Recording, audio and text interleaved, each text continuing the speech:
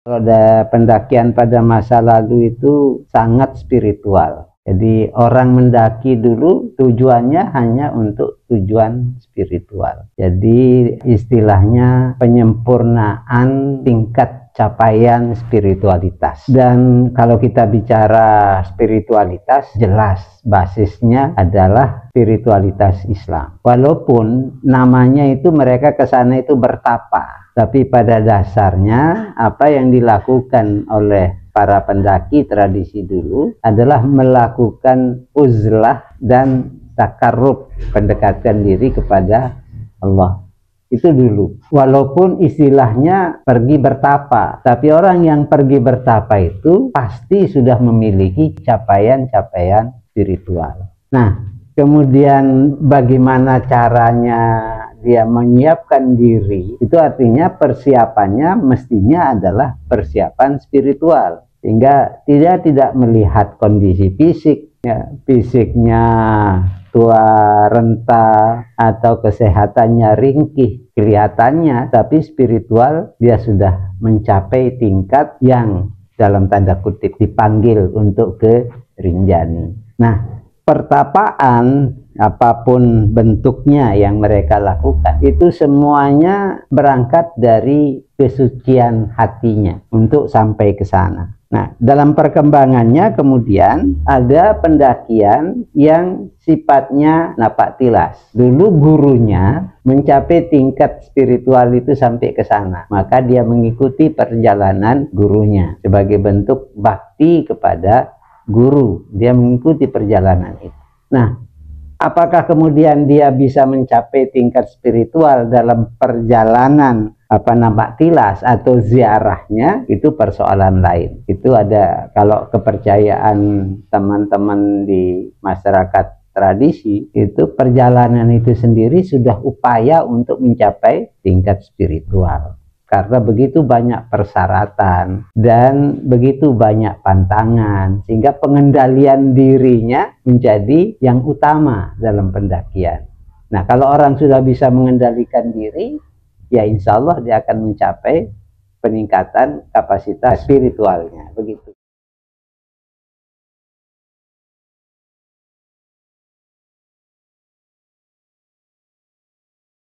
Persiapan untuk seorang pendaki itu panjang, mulai dari persiapan diri, ya, persiapan dirinya sudah mantap enggak? Karena orang mendaki itu sama dengan orang pergi mati, apalagi dalam tujuan tadi pergi bertapa, itu sama dengan orang pergi mati. Sudah siap nggak dia meninggalkan anak, istrinya, cucunya, persoalan-persoalan keluarganya dan sebagainya. Itu lama pertimbangannya. Jadi dia memang sudah memutuskan untuk mendaki, artinya memutuskan untuk mati. Nah, karena pada era itu tidak seperti sekarang mendakinya gitu kan. Kalau sekarang sampai pos 1 itu seorang naik ojek bisa gitu. Tapi kalau dulu bayangkan, bukan dia jalan dari lereng Rinjani, tapi dia jalan dari kampung, kendaraan nggak ada. Jadi benar-benar dia sudah menyiapkan diri untuk pergi mati. Nah, sehingga benar-benar keputusan itu diambil dengan banyak pertimbangan, di samping karena dalam tanda kutip tadi panggilan Rinjani. Jadi dia pertimbangannya banyak. Nah, karena itu maka persiapannya untuk mendaki, setelah persiapan diri, memutuskan untuk mendaki, untuk berangkat pergi bertapa, dia sudah putuskan dengan istrinya sudah ikhlas, anaknya sudah ikhlas, keluarganya ikhlas, saling mengikhlaskan ini, kemudian dia lakukan semacam, kalau istilahnya di masyarakat tradisi itu, roah sentulak. Jadi roah sentulak itu ya harapannya supaya bisa balik lagi. Jadi sebelum berangkat itu roah sentulak, di situ orang saling memaafkan, kemudian saling mendengar pesan. Jadi yang berangkat dipesan, yang ditinggal juga dipesan gitu, sehingga bersama-sama saling mengikhlaskan. Sehingga terjadi saling mengikhlaskan untuk tidak membawa beban dalam dalam proses bertapanya. hingga dia benar-benar bertapa itu dalam kondisi yang suci, yang bersih gitu ya. Enggak kalau orang pergi ke Segara Muncar itu kan, di puncak itu kan muncar itu asal kata dari muni cara suci. Jadi kalau kita tidak suci naik ke situ ya batal gitu ya. Jadi harus benar-benar dengan cara suci. Sehingga orang tujuannya kemudian macam-macam sesuai dengan hajatnya. Jadi kalau panggilannya sampai Segara Muncar, ya dia akan berusaha sampai Segara Muncar. Walaupun dia bertapa, nggak mungkin di sana. Kalau dia bertapa, ada banyak ya tempat-tempat di sana yang dipilih, mulai dari pemandian Umar Maye, gitu, Gua Susu, itu macam-macam punya karakter ya. Gua Lawang itu punya karakter masing-masing sesuai dengan tingkat spiritualitasnya.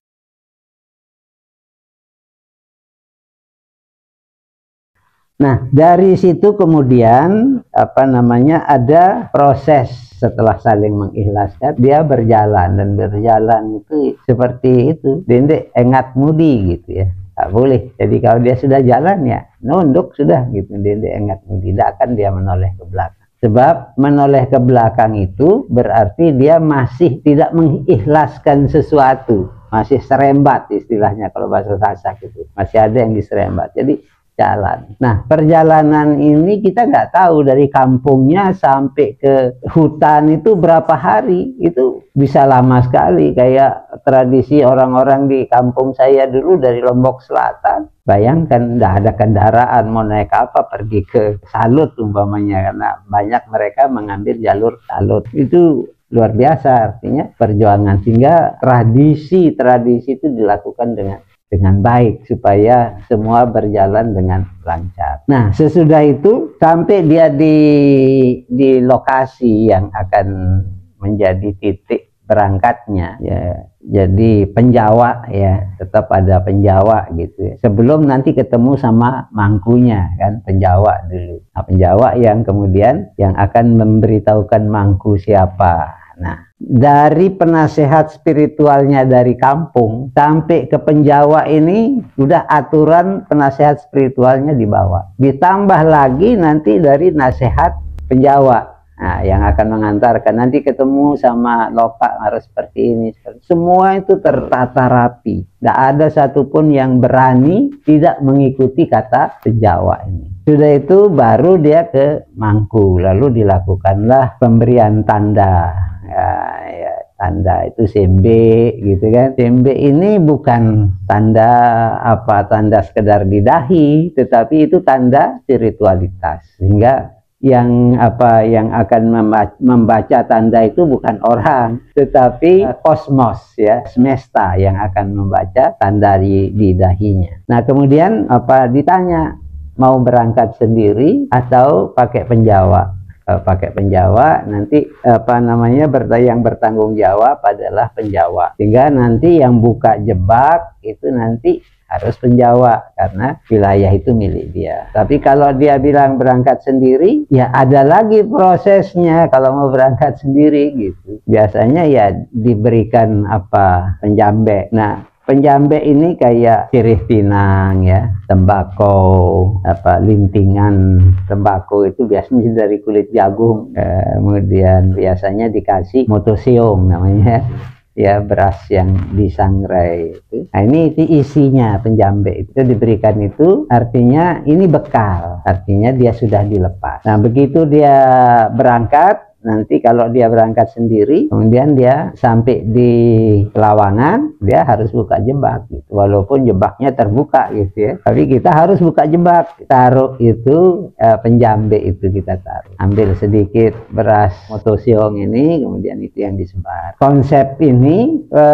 sebenarnya sebagai tanda tadi. Pertama, tanda kita kepada semesta, kemudian ini kita sebarkan, ini tandanya kita bagi rezeki lah gitu ya, supaya kita sama-sama saling menyelamatkan. Kemudian di samping itu sebagai tanda kalau ada orang yang datang belakangan, dia tahu oh sudah ada orang yang jalan duluan. Berapa di situ berarti sekian rombongan sudah ada di depan. Bahkan kalau orang yang tahu, yang punya kebiasaan, dia lihat itu, oh ini sudah kira-kira sekian jam yang lalu. Dia lihat ini kondisi sirih pinang apa, oh ini sudah 1 malam yang lalu. Jadi dia tahu kapan, kalau dia kira-kira 2-3 jam yang lalu suaranya masih bisa didengar. Kalau dia mau memanggil, ya cukup dengan mengatakan kuk gitu. Nah, orang sudah bisa menyaut ada kuk, oh berarti ini sudah dekat teman.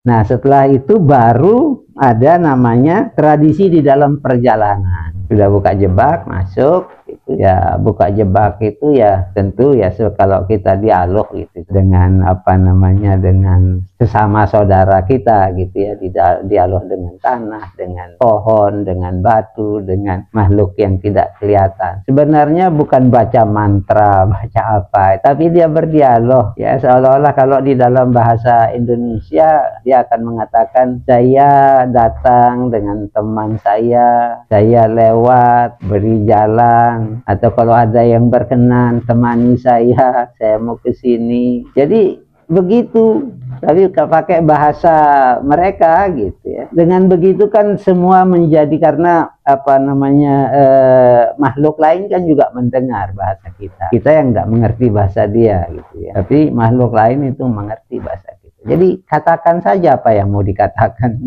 dia pasti ngerti. Kalau kita sudah sampaikan, kita akan merasa nyaman jalan, ya nyaman pasti. Mau masuk ke tempat gelap, umpamanya kalau kita takut, ngomong aja, temani saya gitu, ya, ditemani. Nah, setelah dia itu ada beberapa pantangan, ada beberapa anjuran. Ya termasuk sebenarnya anjurannya tidak membuang sampah gitu kan. Ya. Dendik sedak balen batur, katanya dia begitu. Kalau kita ngotorin itu kan merusak rumahnya orang. Kita nggak tahu dia hidup di dalam apa, rumput umpamanya, lalu kita buang aja segala macam di situ, ya rusak rumahnya kan. Nah, kalau kita sudah merusak rumahnya kan marah dia. Jadi termasuk itu sebenarnya dendik sedak balen batur. Itu maksudnya ya jangan membuang sampah apa gitu. Kemudian jangan memanggil, menyebut nama yang kita harapkan dia tidak datang. Kayaknya kalau mulai ada gerimis, jangan bilang gerimis lah, bor nih gitu ya. Kalau kita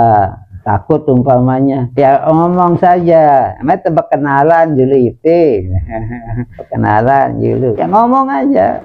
Kalau kita umpamanya mau memanggil teman, jangan memanggil namanya, ya cukup dengan kuk tadi. Kita nggak tahu nanti ada yang nggak senang, terus dia yang nyaut, nah dia datang menyerupai teman yang kita panggil. Kemudian apa namanya, jalan dendik bambalan gitu ya, penuh langan batur, jadi harus beriringan, boleh berambal-ambalan, dendik penuh langan batur. Kemudian mau menyebut apa saja itu sebutannya lain gitu. Jangan menyebut langsung. Mau bilang ular, umpamanya kita lihat ular umpamanya lewat situ, jangan bilang oh arak nih ya, angkan titon mentang ular anu nih tereng nih.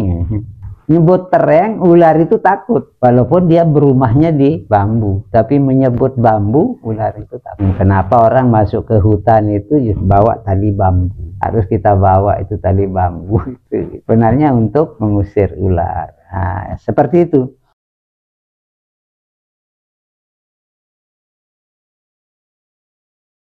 Kemudian aktivitas dirinjani. Apa aktivitasnya dirinjani? Ya itu yang dilakukan. Apa niatnya? Itu yang dilakukan. Jangan melakukan yang lain. Jadi kalau mau bertapa ya bertapa. Gitu. Kalau mau mancing di Segaranak ya mancing aja gitu.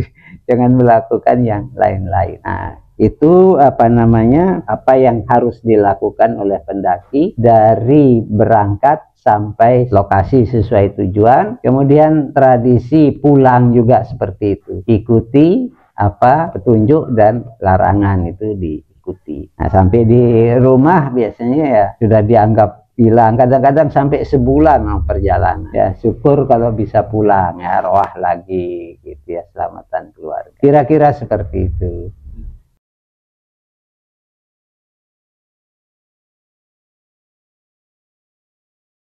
kalau bicara sejak kapan ini kan orang kemudian menyebut tahun, kan? Tapi kita kan tidak bisa menyebut tahun secara pasti. Tapi secara kultural kita menyebutnya era. Ya bisa dibayangkan kalau kita menyebut tahun, ya tahun sekian pendakian Belanda dilakukan, itu berarti sudah ada pencatatan, kan? Nah sementara kalau tradisi nggak ada pencatatan. Siapa yang naik, tahun berapa, nggak ada pencatatan. Tapi dari tradisi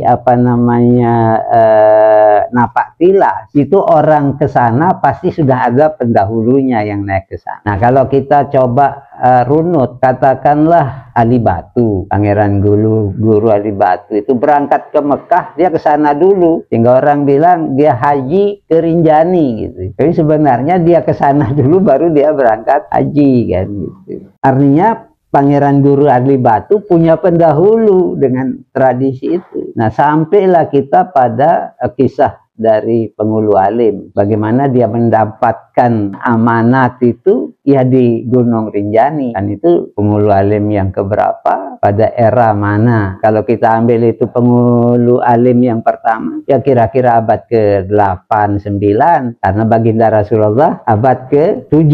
Nah, sampai ke sini Islam itu dari Campa ya sekitar abad itu. Dan dari situ mulai ada Penghulu Alim. Kalau di dalam babat disebutkan putra ning baginda Nuh, putra nira baginda Nuh. Jadi turunan dari baginda Nuh ini yang kemudian menjadi Penghulu Alim. Itu yang pertama, ya. Jadi kalau kita tanya itu Belanda, ya Belanda itu naik kan karena orientasi kapitalis. Karena itu yang dia kejar kopi, ya, yang dia kejar kopi, makanya dia naik ke Rinjani. Sampai ada kopi, saya lupa namanya jenis kopi itu, yang dibatasi penanamannya karena kopi itu hanya untuk konsumsi menir-menir Belanda. Itu kopi kelas 1. Saya lupa namanya kopi itu. Dan itu hanya ada di Rinjani. Bayangkan. Nah itu yang dikejar sama Belanda. Jadi kalau kita mau bicara Belanda naik pertanyaan mengapain, kecuali untuk kebutuhan atau tujuan penjajahan secara kapitalis. Saya kira itu.